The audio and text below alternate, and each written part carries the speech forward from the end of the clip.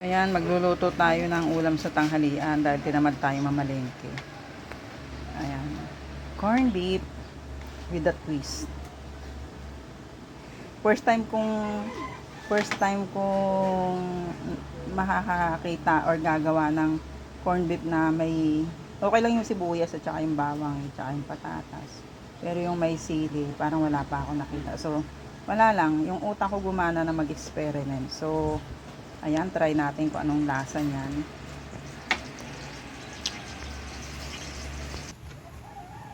So, ayan, lagyan mo. Unahin natin tong patatas.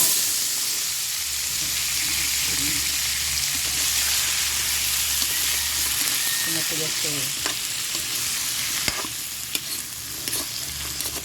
Ano ba? Nagreklamo yung anak ko. Mas marami daw yung marami daw yung patatas kaysa dun sa corn beef. Hindi kasi ako sa corn beef. Pero na gano'n. Gusto ko mas lamang yung